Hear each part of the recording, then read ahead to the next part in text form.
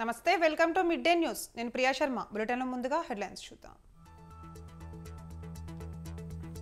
CM Jagan పై దాడి కేసులో దర్యాప్తు ముమ్మరం ఎయిర్ గన్ ఉపయోగించారా అనే కోణంలో విచారణ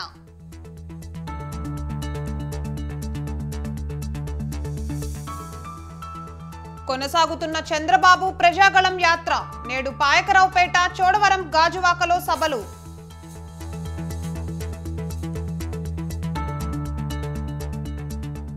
అంబేద్కర్ స్ఫూర్తితోనే తెలంగాణ పోరాటం పార్టీల కుట్రలను ప్రజలు అర్థం చేసుకోవాలన్న కేటీఆర్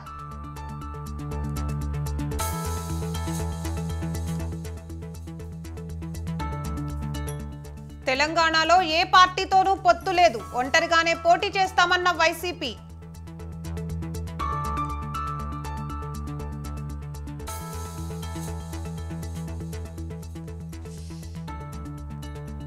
సల్మాన్ ఇంటి వద్ద కాల్పుల కలకలం భద్రత కట్టుదిట్టం చేసిన పోలీసులు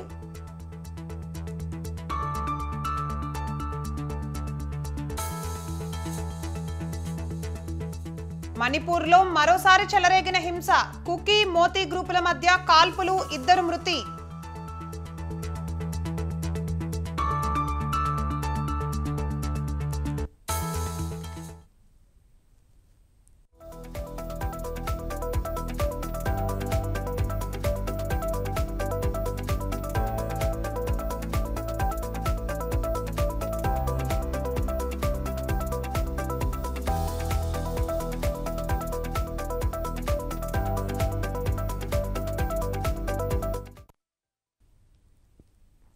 బ్రేకింగ్ న్యూస్ చూస్తున్నాం. బీఆర్ఎస్ వర్కింగ్ ప్రెసిడెంట్ కేటీఆర్ ఢిల్లీకి బయలుదేరారు.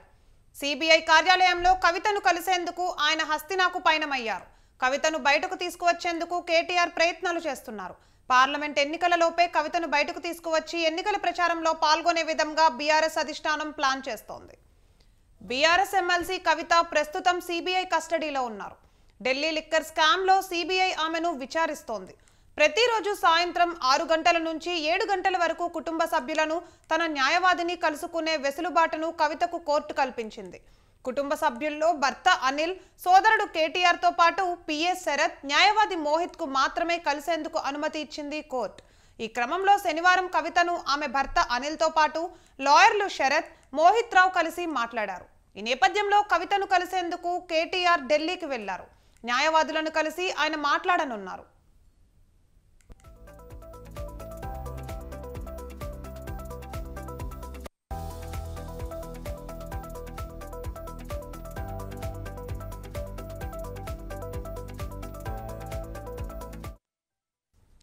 ఇక రేపటితో కవిత సిబిఐ కస్టడీ ముగియనుంది. సోమవారం ఉదయం 10 గంటలకు కవితను ఢిల్లీ రౌస్ అవెన్యూ కోర్టుకు హాజరుపరచనున్నారు సిబిఐ అధికారులు. గతంలో ఇచ్చిన 3 రోజుల కస్టడీ కాకుండా మరిన్ని రోజులు ఆమెను విచారించేందుకు కస్టడీ పొడిగించాలని లేదా జ్యుడిషియల్ రిమాండ్కు పంపాలని కోర్టును సిబిఐ అధికారులు కోరనున్నట్లు సమాచారం.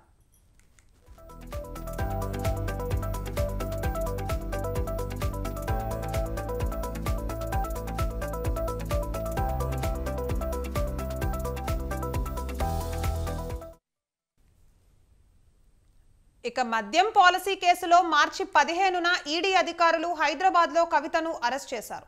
ఆమె కస్టడీని ఇప్పటికే 3 సార్లు పొడిగించింది కోర్టు. కవిత రెగ్యులర్ బెయిల్ పిటిషన్పై ఈ నెల 16వ తేదీన విచారణ జరగనుంది. ఈ క్రమంలో కవితను సిబిఐ అరెస్టు చేయడం, 3 రోజులు విచారణకు కోరడం సంచలనంగా మారింది. ఇక ఇదే అంశంపై మరింత సమాచారం మా ప్రతినిధి సవీన్ ఫోన్ లైన్ ద్వారా అందిస్తారు. సవీన్ చెప్పండి, కేటీఆర్ ఈ రోజు ఢిల్లీకి పయనమయ్యారు కవితను కలిసేందుకు. సో దానిపైన అప్డేట్స్ ఏంటి? కొద్దిసేపటి క్రితమే BRS working president KTR Telangana Bhavan లో జరిగిన అంబేద్కర్ జయంతి వేడుకల్లో పాల్గొని ఢిల్లీకి బయలుదేరి వెళ్లారు. ప్రధానంగా ఈ రోజు బీఆర్ఎస్ ఎమ్మెల్సీ తన సోదరి కల్వకుంట్ల కవితను కలవబోతున్నారు. ఇప్పటికే ఢిల్లీ లిక్కర్ కేసులో కవితను ఈడీ అరెస్ట్ చేసింది. అందులో భాగంగా రిమాండ్ లో ఉన్న కవితను సిబిఐ సైతం అరెస్ట్ చేస్తూ కస్టడీకి కోరిన నేపథ్యంలో కోర్టు కస్టడీకి ఇచ్చారు. 3 రోజుల పాటు కోర్టు కస్టడీకి ఇచ్చారు. రేపటితో కవిత కస్టడీ ముగియనుంది. అయితే కొంతమంది తన కుటుంబ సభ్యులు తన భర్తతో పాటు తన సోదరుడు కేటీఆర్ ను కలిసేందుకు కోర్టు అనుమతి ఇవ్వడంతో ఈ రోజు కేటీఆర్ కవితను కలిసి మాట్లాడబోతున్నారు. ఇప్పటికే ఈడీ అరెస్ట్ చేసిన నేపథ్యంలో ఢిల్లీలో కేటీఆర్ అభిషేక్ మను సింఘ్వి కవిత తరపున వాదిస్తున్నటువంటి లాయర్లు అభిషేక్ మను సింఘ్వితో పాటు కపిల్ సిబల్తో పలుమార్లు చర్చలు జరిపారు. కానీ ఈడీ బలమైన వాదనలు వినిపించడంతో ఇప్పటి వరకు కవితకు బెయిల్ రాకుండా జాప్యం జరుగుతూ వస్తోంది. ఈ నేపథ్యంలోనే సిబిఐ అరెస్ట్ చేయడం, సిబిఐ కస్టడీ కోరుతూ కోర్టులో పిటిషన్ దాఖలు చేయడం, కోర్టు కస్టడీకి అనుమతి ఇవ్వడంతో ఇప్పుడు మార్చి 16వ తేదీన రెగ్యులర్ బెయిల్ పిటిషన్ కోర్టు ముందుకు రాబోతోంది. దీనికి సంబంధించి ఏం జరుగుతుందనే ఉత్కంఠ కూడా బీఆర్ఎస్ పార్టీ వర్గాల్లో ప్రధానంగా కనిపిస్తోందని మనం చెప్పుకోవచ్చు. అయితే దాదాపు ఈడీ ఇప్పటికే బలమైన వాదనలు వినిపించింది. ఢిల్లీ లిక్కర్ స్కామ్ కేసులో ఢిల్లీ ముఖ్యమంత్రి అరవింద్ కేజ్రీవాల్ ను కూడా అరెస్ట్ చేసిన నేపథ్యంలో దాదాపు 3 నెలల వరకు బెయిల్ వచ్చే అవకాశం లేదని బయట పెద్ద ఎత్తున ప్రచారం జరుగుతోంది. ఈ నేపథ్యంలోనే బీఆర్ఎస్ పార్టీ తరఫున ఢిల్లీలో బలమైన లాయర్ల బృందాన్ని పెట్టి బెయిల్ వచ్చే విధంగా ఏర్పాట్లు చేస్తున్నారు. అందులో భాగంగా సిబిఐ అరెస్ట్ చేసిన తర్వాత తొలిసారిగా ఈ రోజు కేటీఆర్ ఢిల్లీ వెళ్లి కవితను కలవబోతున్నారు. కవితను కలిసిన తర్వాత లాయర్లతో కూడా సంప్రదింపులు జరపబోతున్నారు. ముఖ్యంగా కవితకు బెయిల్ వచ్చే విధంగా ఢిల్లీలో ఉన్నటువంటి ప్రముఖ న్యాయవాదులతో బీఆర్ఎస్ పార్టీ లీగల్ సెల్ తో పాటు BRS party working president KTR సంప్రదింపులు జరుపుతున్నారు. రేపటితో సిబిఐ కస్టడీ ముగియనున్న నేపథ్యంలో రేపు కోర్టు మరోసారి సిబిఐ కస్టడీ పొడిగింపు కోరితే కస్టడీకి ఇస్తుందా లేకపోతే జ్యుడిషియల్ రిమాండ్ విధిస్తుందా అనేది తెలియాల్సి ఉంది. Right, thank you for the update సవిన్.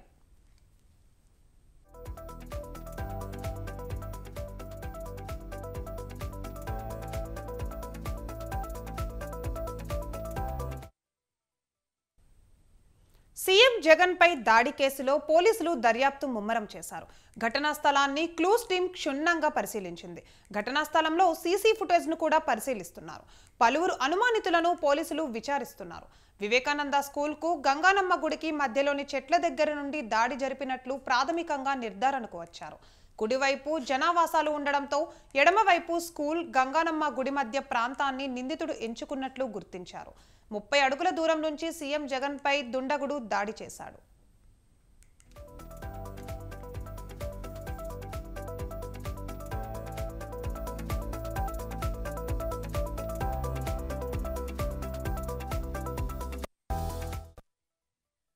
ఇక ముఖ్యమంత్రి జగన్ మేమంతా సిద్ధం బస్సు యాత్రకు నేడు విరామం ప్రకటించారు.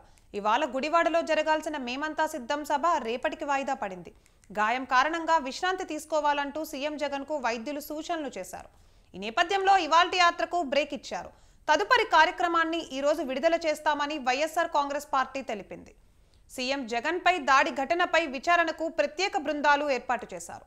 రేపటి బస్సు యాత్రకు సెక్యూరిటీలో మార్పులు చేయాలని పోలీస్ శాఖ నిర్ణయం తీసుకుంది.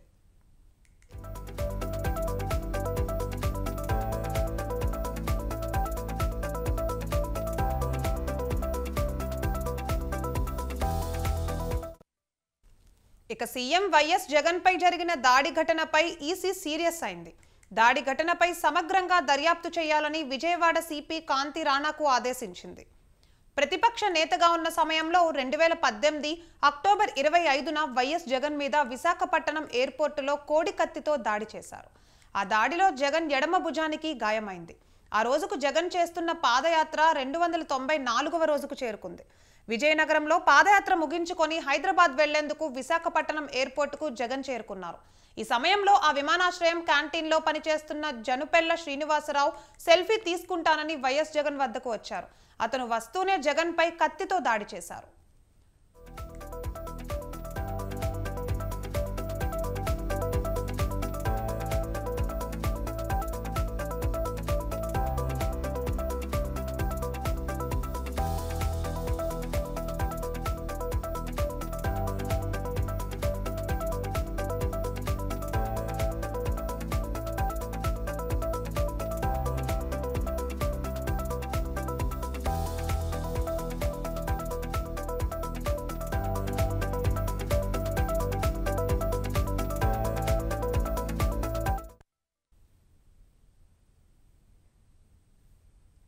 సీఎం జగన్ పై రాళ్ల దాడిని వైసీపీ నేతలు తీవ్రంగా ఖండించారు.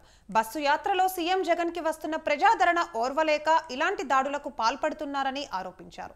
ఎన్టీఆర్ పై చెప్పులు, అమిత్ షా పై రాళ్లు వేయించిన చరిత్ర చంద్రబాబుది అంటూ విమర్శించారు. రాజకీయాల్లో అత్యంత ధైర్యశాలి సీఎం జగన్ అని, దోషులను తక్షణమే అరెస్ట్ చేయాలని వైసీపీ నేతలు డిమాండ్ చేశారు. విజయవాడ చరిత్రలో ఎప్పుడూ లేని విధంగా దాదాపు 4.5 గంటల పాటు రోడ్ షో, దాదాపు విజయవాడ చరిత్రలో అటువంటి రోడ్ షో ఏ నాయకుడికి జరగలేదు గతంలో. అంత ప్రజాదరణ, అంత జనాదరణ ఏ నాయకుడికి రాల. అంత భారీ రోడ్ షో జరుగుతూ ఉండగా కొంతమందికి కళ్ళు గుట్టి, కొంతమంది అది భరించలేక, ఆ జనాదరణను భరించలేక, తట్టుకోలేక, ఈర్ష్యతో, ద్వేషంతో ఈ రకంగా మరి దాన్ని డిస్టర్బ్ చేయడానికి ఈ రకంగా రాయితో దాడి చేయడం అనేది నిజంగా హేయమైన చర్య. ఆ దాడి చేసిన వాళ్ళు ఎంత వాళ్ళైనా సరే, చేయించిన వాళ్ళు ఎంత వాళ్ళైనా సరే తప్పకుండా చట్టపరంగా వారి మీద తగిన చర్యలు తప్పకుండా తీసుకోవాలని కోరుతా ఉన్నాం. డైలీ సభలు పెట్టి హత్య రాజకీయం అని మాట్లాడి అలవాటు అయిపోయింది ఆయనకి. నిందలు వేసి విమర్శలు చేసి ఈ రోజు ఆయన హత్య రాజకీయాలు, అటాక్ రాజకీయాలు ప్రోత్సహించాలని, మరీ ముఖ్యంగా టీడీపీ క్యాడర్లందరికీ కూడా, కూటమి వాళ్ళందరూ కూడా ఈ బస్ యాత్రని ఆపాలి అనే ఒక కుట్రతోనే ఈ ఒక అటాక్ జరిగింది అని మాత్రం స్పష్టంగా తెలిసిపోయింది. ఇంకా చంద్రబాబు నాయుడు గారు అక్కడ అయితే వెనుపోటు పడిచినారు మామకి. అదే విజయవాడ ఏరియాలో వంగవీటి రంగది కూడా హత్య జరిగింది అయితే ఎవరు మర్చిపోలేదు. ఒక సీనియర్ జర్నలిస్ట్ పైన అటాక్ ఎలా జరిపించినారో కూడా అదే ఒక ప్రాంతంలో ఎవరు మర్చిపోలేరు. మళ్ళీ అదే ప్రాంతంలో జగనన్న పైన మీరు దాడి చేస్తున్నారంటే ఈ కుట్ర కోణం ప్రతి ఒక్కరికి కూడా తెలిసిపోయింది. ప్రధానమంత్రి గారు కూడా వెంటనే ట్విట్టర్ ద్వారా ఆంధ్రప్రదేశ్ ముఖ్యమంత్రి గారు త్వరగా కోలుకోనాలా అని కూడా ఆయన కూడా ట్విట్టర్ చేసినారు. అంటే ఈ దేశానికి ఒక మార్గదర్శక రూపంలో జగనన్న ఉన్నాడని ఈ పిఎం ఏదైతే ట్విట్టర్ చేసినారో దాని మూలక అందరికీ కూడా అర్థమవుతుంది. రాష్ట్ర ముఖ్యమంత్రి జగన్మోహన్ రెడ్డి గారు బస్సు యాత్ర మరి సింగనగర్లో, విజయవాడలో జరుగుతూ ఉండగా ఒక గజమాలని వేసే సందర్భంలో మరి ఒక దుండుగుడు ఒక పువ్వుతో కలిపిన రాయతోటి మరి దాడి చేయటం జరిగింది జగన్మోహన్ రెడ్డి గారి మీద. మరి కనురెప్ప పైన మరి తగిలి అది పగిలి 3 ముక్కలుగా ఇక్కడ ఇవ్వటం జరిగింది. అది దారుణాతి దారుణం. చంద్రబాబు నాయుడు తుచిత బుద్ధి ఆయన పోపించుకోలేదు. చంద్రబాబు నాయుడు ఇలాంటి పనులు చేయటంలో దిట్ట. ఇంతనే ఈర్ష దేశాలతో రగిలిపోతూ ఉన్నారు వాళ్ళు. ఇట్లాంటి కుతంత్రాలు కూడా పన్నితే దేవుడు మిమ్మల్ని క్షమించడు. కని విని ఎరగని రీతిలో ఏదైతే జగన్మోహన్ రెడ్డి గారికి వచ్చిన ప్రజాస్పందన చూసి తట్టుకోలేక, ఓరవలేక, ఏదైతే ఈ ప్రాంతంలో మేము బలంగా ఉందని చెప్పని సంకలు గుద్దుకునే తెలుగుదేశం పార్టీ నాయకులు జగన్మోహన్ రెడ్డి గారికి వచ్చిన ప్రజాస్పందన చూసి తట్టుకోలేక ఈరోజు జగన్మోహన్ రెడ్డి గారి మీద దాడి చేసి నీచపు చర్య నిన్న తెలుగుదేశం పార్టీ చేస్తాం. ఈరోజు మేమందరం గారు తీవ్రంగా ఖండిస్తున్నాం. నిన్న మా అందరి గారు ఎంతో బాధ అనిపించింది. నిన్న వెనకమాలే ఉంటే ఈరోజు మీరు ఈ విధంగా సిగ్గుమాలిన చర్యలు చేయొచ్చు. మీకు ఎందుకింత కోపం? మీకు నిజంగా సిగ్గుంటే, మీకు నిజంగా దమ్ము ధైర్యం ఉంటే జగన్మోహన్ రెడ్డి గారిలాగా కార్యక్రమాలు చేయండి, ఆయనలాగా సంక్షేమ పథకాలు చేయండి. జననాయకుడు ముఖ్యమంత్రి జగన్మోహన్ రెడ్డి గారికి వస్తున్నటువంటి అపూర్వ స్పందన చూసి ఓర్వలేకే కూటమి నాయకులే దాడి చేయించారనేటువంటి అనుమానం చాలా స్పష్టంగా కలుగుతోంది. ఈ కుట్రలో చాలా బలమైన నాయకులు ఉన్నారనేటువంటి అనుమానం కలుగుతుంది. ఇందులో చాలా పెద్దల హస్తం ఉంది. పెద్ద కుట్ర కూడా దాగి ఉందని చాలా స్పష్టంగా తెలుస్తుంది. జగన్మోహన్ రెడ్డి గారి ప్రాణాలకి హాని ఉంది. తక్షణమే భద్రత పెంచాలి. ఎన్నికల కమిషన్ జరిగినటువంటి దాడి ఘటనని పూర్తి స్థాయిలో విచారణ చేయాలి. ఎవరైతే దాడికి పాల్పడ్డారో, ఆ దాడికి ఎవరైతే కుట్ర పన్నారో వారిని కూడా విచారణలో వెంటనే తేల్చి కఠినమైన చర్యలు తీసుకోవాలని కూడా మేమైతే డిమాండ్ చేస్తాం.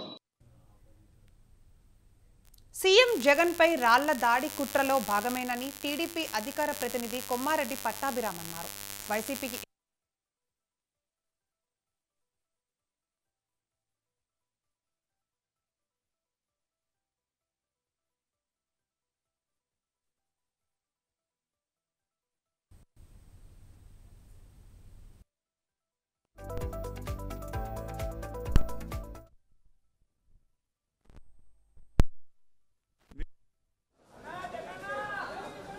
మీడియాను అలౌ చేయలేదు. నిన్న ముఖ్యమంత్రి గారు పర్యటనలో పోలీస్ డిపార్ట్మెంట్ డ్రోన్స్ను పెట్టి మరీ మొత్తం అన్ని ఆ సరౌండింగ్స్ అన్నీ కూడా పరిశీలిస్తారు. మరి అటువంటి డ్రోన్స్ అన్నీ ఏమయ్యాయండి? ఆ విజువల్స్ అన్ని ఎక్కడ దాచిపెట్టారు? ఎందుకు మీరు మీడియాని కట్టడి చేస్తూ ఉన్నారు? ఎందుకు ఇట్లా ఎడిటెడ్ వీడియోస్ని రిలీజ్ చేస్తూ ఉన్నారు? అన్నిటికంటే ఆశ్చర్యకరమైనటువంటి విషయం ఏంటంటే, దాడి జరిగినటువంటి 10-15 నిమిషాల్లోనే ఈ రకంగా ప్లకార్డులు పట్టుకుని రోడ్డు మీద ధర్నాలు ప్రారంభించేశారు. చంద్రబాబు నాయుడు గారి బాధ్యులంట, తెలుగుదేశం పార్టీ బాధ్యులంట ఈ ఘటనకి. అసలు 10-15 నిమిషాల్లో ఈ పోస్టర్లు ఎలా తయారైపోయినాయండి, ఫ్లెక్సీలు ఎలా ప్రింట్ అయిపోయినాయి? రాత్రి 9:30కి మీరు 10-15 నిమిషాల్లో పోస్టర్లతో రెడీ అయిపోయారు. ఇది డ్రామా, ఇది కుట్రగాక ఏంటి సార్ ఇది? అంటే ముందుగానే మీరు చక్కగా పోస్టర్లు ప్రింట్ వేయించుకుని పెట్టుకున్నారు, బ్యానర్లు ప్రింట్ వేయించి పెట్టుకున్నారు. ఒక స్క్రీన్ ప్లేలో భాగంగా, ఒక డ్రామాలో, ఒక నాటకంలో ఎవడి పాత్ర ఎవరు ఏ విధంగా పోషించాలో ముందుగానే మీరు సిద్ధం చేసి పెట్టుకున్నారు. అంబేద్కర్ వల్లే తెలంగాణ ఏర్పాటు సాధ్యమైందని బీఆర్ఎస్ వర్కింగ్ ప్రెసిడెంట్ కేటీఆర్ అన్నారు. తెలంగాణ భవన్లో జరిగిన రాజ్యాంగ నిర్మాత బిఆర్ అంబేద్కర్ జయంతి వేడుకల్లో కేటీఆర్ పాల్గొన్నారు. ప్రజా పోరాటంతోనే తెలంగాణ రాష్ట్రాన్ని సాధించుకున్నామన్నారు. సాధించుకున్న తెలంగాణలో ప్రజల ఆశీర్వాదంతో అంబేద్కర్ ఆశయాల ఆలోచనల మేరకు 10 ఏళ్లు తమ ప్రభుత్వం పనిచేసిందని చెప్పారు. సచివాలయానికి బాబాసాహెబ్ అంబేద్కర్ పేరు పెట్టిన ఘనత కేసీఆర్కే సాధ్యమైందని తెలిపారు. బాబాసాహెబ్ చెప్పినట్టే బోధించు, సమీకరించు, పోరాడు అనే అంబేద్కర్ తత్వాన్ని పూర్తి స్థాయిలో అవగాహన చేసుకొని లక్షల సంఖ్యలో ప్రజల్ని సమీకరిస్తూ తెలంగాణ రాష్ట్ర ఏర్పాటు ఆవశ్యకతను బోధిస్తూ ఎక్కడ తెలంగాణ ప్రయోజనాలకు విఘాతం కలిగినా పోరాటం చేస్తూ 14 ఏళ్ల పాటు మన నాయకుడు కేసీఆర్ గారి నాయకత్వంలో ప్రజా పోరాటంతోనే తెలంగాణను సాధించుకున్న తెలంగాణలో మరి 10 ఏళ్ల పాటు ప్రజల ఆశీర్వాదంతో గౌరవ ముఖ్యమంత్రి కేసీఆర్ గారి నాయకత్వంలో ఆ అంబేద్కర్ మహానుభావుడు చెప్పిన బాటలోనే ప్రయాణం చేసే ప్రయత్నం కూడా బలంగా చేసినాం. స్వేచ్ఛ కంటే సమానత్వం ముఖ్యమని అంబేద్కర్ గారు ఏదైతే ప్రవచించినారో దానికి అనుగుణంగానే మరి విద్యతోనే వికాసం వస్తుంది, వికాసం వల్లనే అల్టిమేట్గా ప్రగతి వస్తుంది, ప్రగతితోనే సమానత్వం వస్తుందనే ఆలోచన అంబేద్కర్ ధార ఏదైతే ఉన్నదో దానికి అనుగుణంగానే 1022 గురుకుల పాఠశాలలు పెట్టుకున్నా, అదేవిధంగా 1005 జూనియర్ కాలేజీలు పెట్టుకున్నా, 88 డిగ్రీ కాలేజీలు పెట్టుకున్నా, ఎస్సీ, ఎస్టీ, బీసీ, మైనారిటీ, అదేవిధంగా అగ్రవర్ణాల్లో ఉండే పేదల కోసం కూడా మరి విద్యతోనే సమానత్వం వస్తుందనే అంబేద్కర్